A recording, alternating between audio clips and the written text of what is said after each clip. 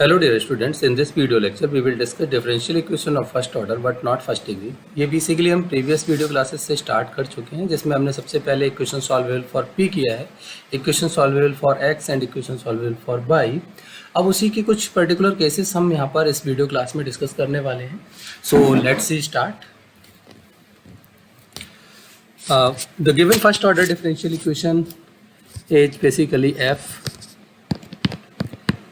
X by p equals to zero. हमारे पास जो भी फर्स्ट ऑर्डर डिफरेंशियल इक्वेशन होती है, ठीक है, but not in first degree. हमने यहाँ पर जो पी लिया है this stands for the d y over d x. P stands for d y over d x. तो यहाँ पर जैसे इसकी पावर हमारी मोर देन 1 होगी, ये आपके पास फर्स्ट डिग्री नहीं रहेगा। ओके, सो इसको हम बोल देते हैं first order but not first degree. This is a general equation. अब इसके बाद हमारे पास हमने ऑलरेडी भी मैंने बोला कि हम 3 केसेस डिस्कस कर चुके हैं, solvable for p, solvable for y and solvable for x। अभी हम इसको देखते हैं हमने सॉल्वेबल फॉर y के अंदर क्या किया था। हमने प्रीवियस, अब अगर मैं इसके अंदर आपको उस वीडियो लेक्चर का भी लिंक शेयर कर दूंगा, आप उसको भी गो थ्रू कर लीजिए, ठीक है। सो आपको ज़्यादा समझ आ जाएगा। सॉल्वेबल फॉर y के लिए हमने क्या किया, हमारे पास इक्वेशन होनी चाहिए y इक्वस टू से फी और सम सिंबल, कोई भी आप सिम्बोलाइजेशंस ले सकते हैं, say maybe some g x comma p. Means हमारे पास जो y है वो लीनियर हो, बाकी x एंड p हमारे पास नॉन लीनियर टर्म्स चलेंगे, ठीक। तो ये हमारे पास केसेस था कि अगर हम इक्वेशन अगर इस तरह से सेपरेट कर पा रहे हैं तो इसको हम कह लेते थे सॉल्वेबल फॉर y। अब बेसिकली ये मैं इसलिए लिख रहा हूँ क्योंकि अभी हम जो यहाँ पर डिस्कस करने जा रहे हैं, ठीक, वो भी बेसिकली कहीं ना कहीं इसी से आपका डिपेंड करता है, इसी से कहीं ना कहीं सिमिलरिटी है। अगर सपोज अब हमारे पास ये जो जी एक्स कॉमा पी है, जी एक्स कॉमा पी है, अगर ये भी सपोज लाइक दैट से phi of P plus some psi of P, means हम जी एक्स कॉमा पी को भी अगर इस तरह से बाइफरकेट कर पाते हैं, मीन्स एक्स भी हमारे पास लीनियर है बट उसके साथ जो फंक्शन ऑफ पी का प्रोडक्ट आ रहा हो प्लस सेपरेटली पी का फंक्शन सेपरेट आपके पास हो, तो इस टाइप की जो एक आपकी इक्वेशन होगी, this one is known as Lagrange form. This one is known as Lagrange form.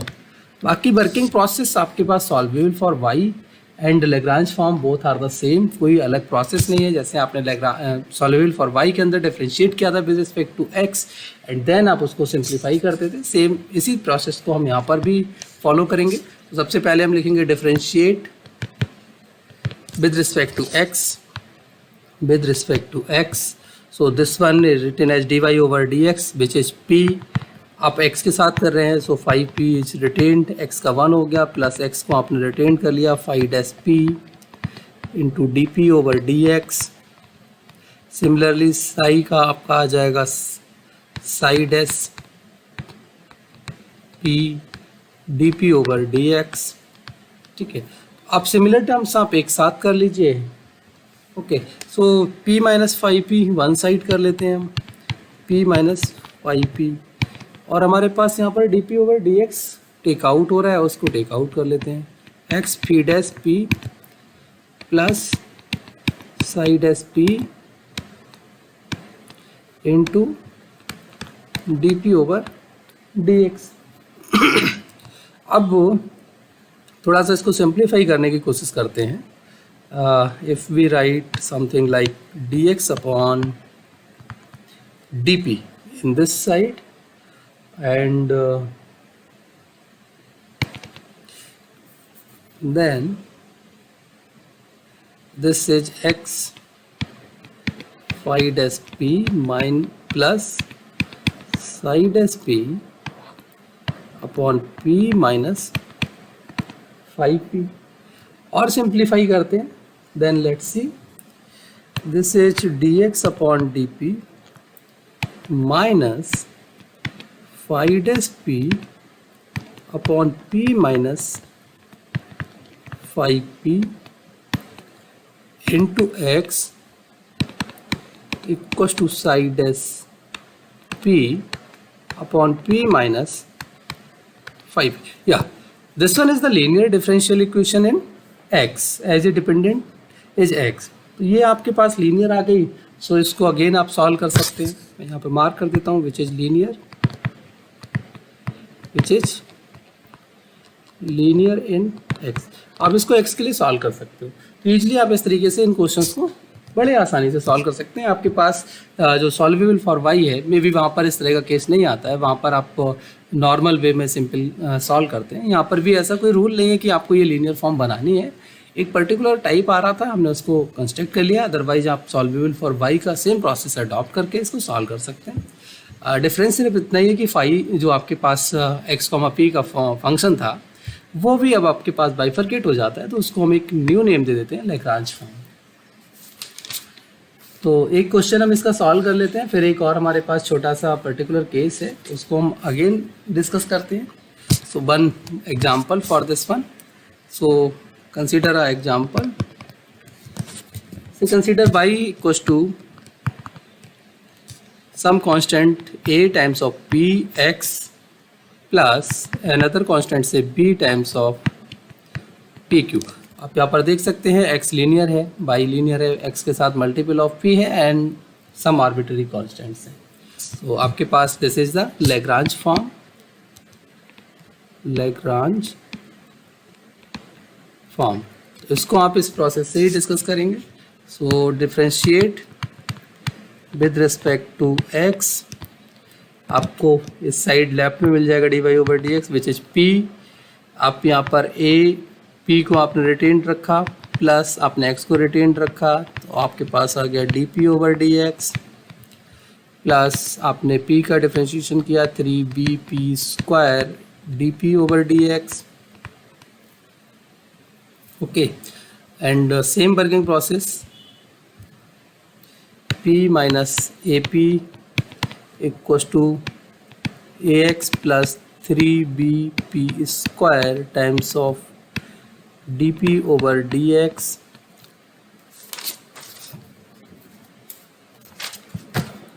Then make it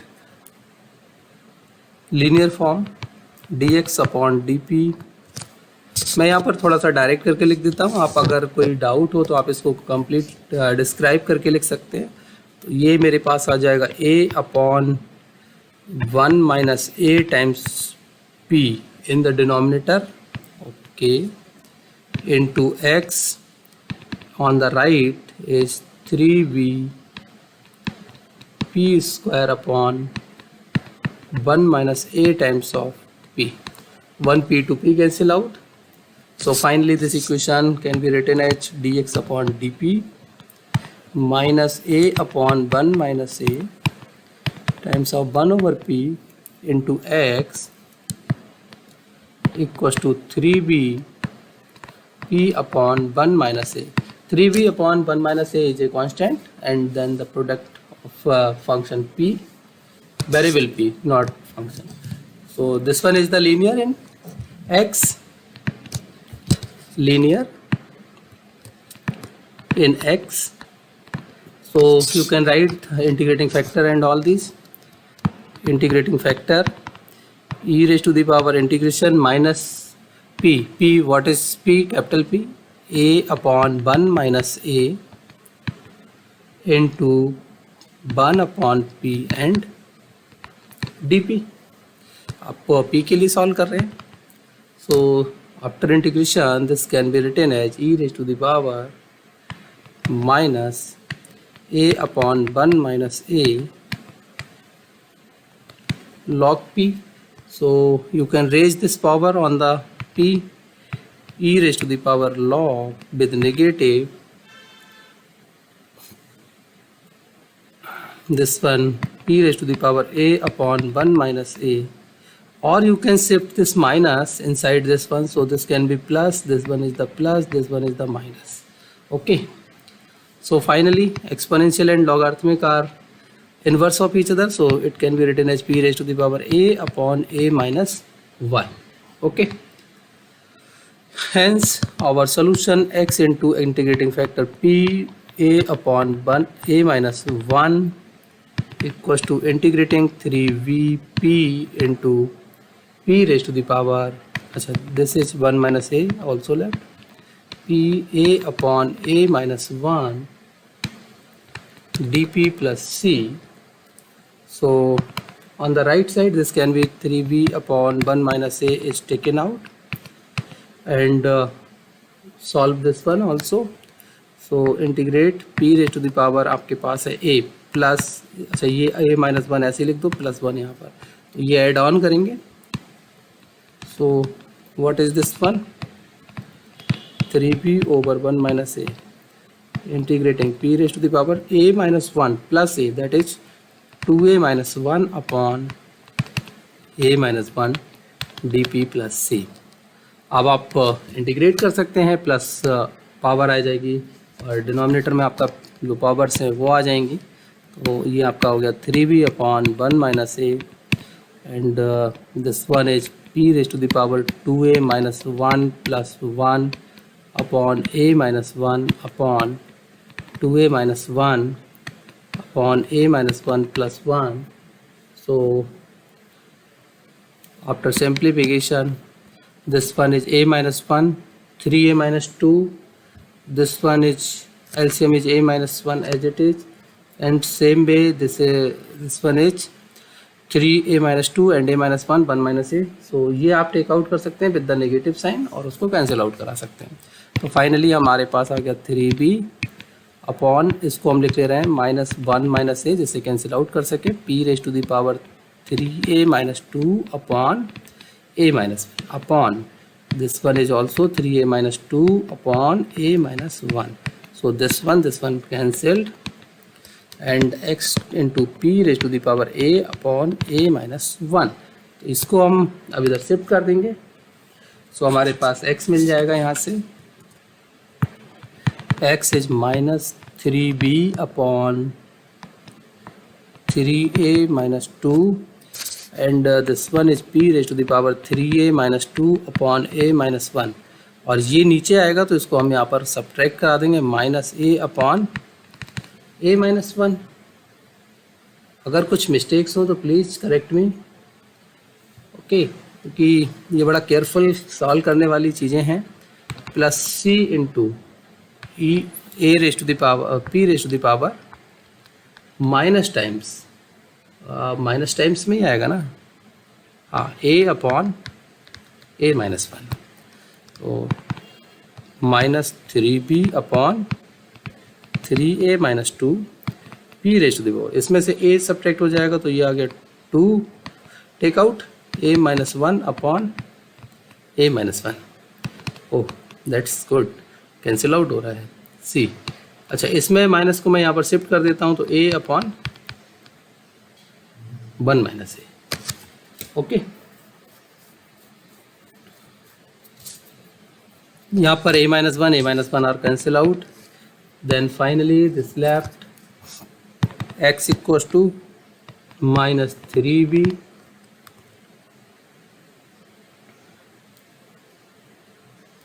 upon 3a minus 2 into p square plus c p raise to the power a upon 1 minus a. ये आपको one solution मिल गया in terms of p. x की value मिल गई. अब आपके पास x available है, आप यहाँ से y आपको ओके सॉरी y ऑलरेडी आपको गिवन इक्वेशन है. सो हैंस आप डायरेक्ट सोल्यूशन डिफाइन कर सकते हैं. हैंस द कंप्लीट सोल्यूशन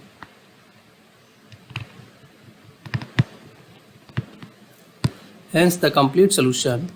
एक तो x आपके पास है जो आपने अभी ऑब्टेन किया है, 3a minus 2 p square plus c p times p raise to the power 1 minus a. One solution आप ऑब्टेन कर चुके हैं. One is already given the differential equation a p x plus b p q. अब इन दोनों से आपको क्या करना है, p को रिमूव कराना है. x और y के बीच में जो भी रिलेशन आएगा, this one is the required result. So हम बेसिकली इनको कई बार सॉल्व नहीं कर पाते, क्योंकि जैसे आप यहाँ पर पावर्स को देख पा रहे हैं, हम इतना ईजिली इसको सॉल्व नहीं कर पाएंगे. तो क्या होता है कि आप इसका ये जो फॉर्म है इसको एज इट इज यहाँ पर स्किप कर सकते हैं, आपका ये एक्सेप्टेबल आंसर होगा. बट हाँ, इन एनी कॉम्पिटिटिव एग्जाम वहाँ पर आपको आंसर्स का जो फॉर्म है वो देखना पड़ेगा. हम वहाँ पर नहीं कह सकते कि किस फॉर्मेट में आपका जो मल्टीपल चॉइस ऑप्शंस आपको दिए जाते हैं वो कितना आपसे डिमांड किया गया है. तो उसके अकॉर्डिंग आपको फिर मैनिपुलेट करना पड़ सकता है. वैसे भी आप यहाँ पर नोटिस कर पा रहे होंगे कि ये जो पावर्स हैं इनको एक दूसरे के साथ सॉल्व करना ईजी नहीं है, तो इसीलिए हम इसको यहीं पर स्किप करेंगे. अब हम एक इसका स्पेशल केस भी यहाँ पर देख रहे हैं। मैंने स्टार्टिंग में ही बताया कि एक स्पेशल केस भी है हमारे पास। तो अब हम इसका स्पेशल केस देख लेते हैं। स्पेशल केस देखिए, अभी हमने जो इक्वेशन लिखी थी उसमें बोला था कि if the equation is of the form x phi p plus psi p, ये तो हमारे पास थी लैग्रांज, ये थी ऑलरेडी लैग्रांज में। बट स्पेशल केस की हम बात कर रहे हैं। बट अगर हम इसमें भी जो हमारा फंक्शन फाई पी है, if this is a linear function, if this one is linear, then our equation y should be written as xp plus phi p, and this one is known as a special case which is known as the Clairaut's equation, Clairaut's form। तो इसका solution process आप और easily यहाँ पर दे सकते हैं। जैसे जैसे आप नोटिस कर रहे होंगे कि आपके जितने केसेस स्पेशल आते हैं उनमें आप और इजीली इसको सॉल्व कर सकते हैं। बाकी जब हम इसके डेरिवेशंस की बात करें, मीन्स सोल्यूशन कैसे लिखेंगे, तो सेम प्रोसेस है। आप इसको डिफरेंशिएट करेंगे विद रिस्पेक्ट टू एक्स, फिर आपको कुछ एक यहाँ से सोल्यूशन मिलेगा और उसके थ्रू आप जनरल सोल्यूशन डिफाइन कर पाएंगे। सो लेट्स सी, हमने इसको डिफरेंशिएट कर लिया, differentiate with respect to x. जैसे हम डिफरेंशिएट करेंगे, यह आ जाएगा p equals to x plus, एक बार आपने एक्स को रिटेन रखा तो आपके पास आ गया डी ओवर डी एक्स, आपने p को रिटेन रखा तो 1, इसका आपने किया 5 P D p over d x. P से आपका p कैंसिल आउट हो गया। ठीक है, स्पेशल केसेस के यही एडवांटेज है। आप यहाँ पर नोटिस कर रहे हैं d p over d x आपके पास है, एक आ गया x plus 5 p equals to 0। अब यहाँ पर ये फंक्शन आपके पास 0 होगा या आपके पास ये फॉर्म 0 होगी। तो नॉर्मली हमारे पास इसके बारे में तो हमें इन्फॉर्मेशन ही नहीं है। सो from this one we can claim that dp over dx should be 0। ये गारंटी है कि अगर dp over dx 0 होगा तो ये आप इस तरह से इसको लिख सकते हैं। हमें इसके बारे में कोई इन्फॉर्मेशन नहीं, because we don't know the function phi psi, हमारे पास साई अवेलेबल ही नहीं, हमें पता ही नहीं है कि ये 0 कैसे बना रहा होगा। ठीक है, तो हम उस पर लिमिटेशंस नहीं लगा सकते। हमारे पास फिर बचता है dp over dx, उसको हमने कंसिडर कर लिया। तो यहाँ से हमें p कितना मिल गया, कॉन्स्टेंट, इसको मान लेते हैं से समथिंग a। तो हमारे पास देखिए जो अब इक्वेशन है इसके अंदर p है, p को यहाँ पर क्या कर देंगे, replaces by the constant a। So आप सोल्यूशन कैसे लिखते हैं, हेंस जनरल सोल्यूशन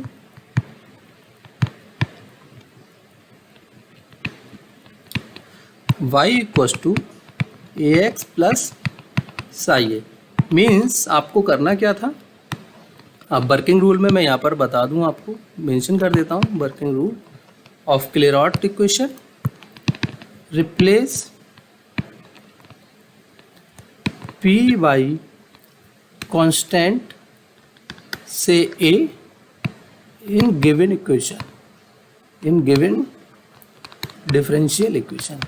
आपका रिप्लेसिंग के बाद जो भी रिजल्ट आएगा वो आपका रिक्वायर्ड रिजल्ट होगा। सो ये एक स्पेशल केस है, छोटा सा पार्ट था, मैंने यहाँ पर आपको डिस्कस किया। एक छोटा सा एग्जांपल इसका लगे हाथों कर लेते हैं। कोई भी कॉम्प्लिकेटेड इक्वेशन हो, कोई भी इक्वेशन हो, आप इजीली इस तरीके से सॉल्व कर सकते हैं, बड़े इजीली आपको यहाँ पर ये सॉल्यूशन मिल जाएगा। फॉर एग्जांपल हम एक इक्वेशन देखते हैं। अभी देखने में हमें काफ़ी भारी भरकम सी इक्वेशन दिख रही है, लेकिन आई होप आप इसको जब फॉर्म में बनाएंगे तो आपका काफ़ी ईजी रहेगी ये form. This is the p square minus 2x y p plus y square minus b square equals to 0।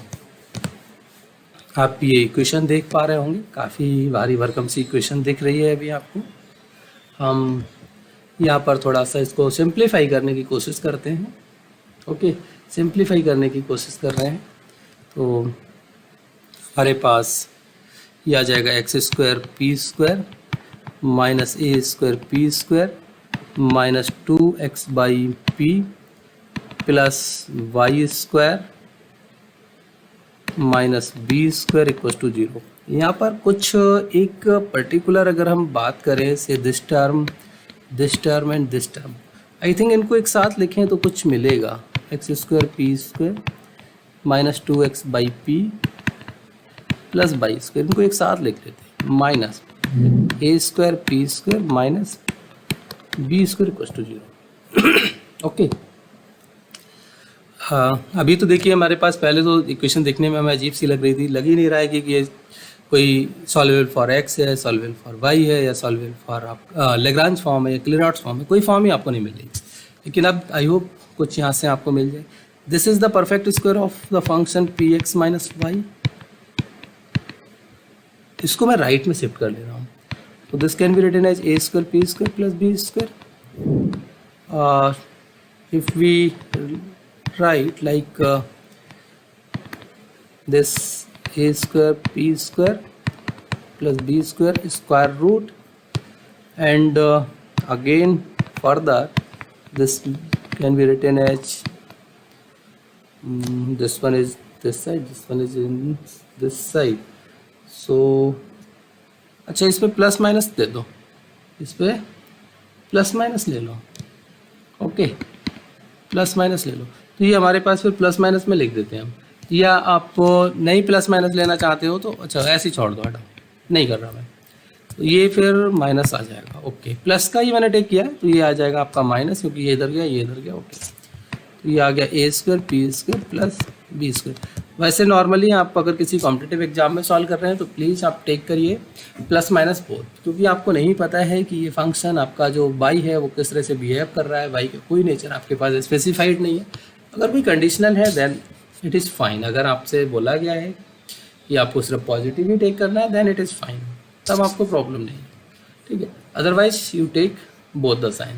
लेकिन अभी मैं सिर्फ एक पे ही आपको दिखा रहा हूँ। अब देखिए, this is the similar to y equals to p x plus some 5p and which one is क्लियरॉट।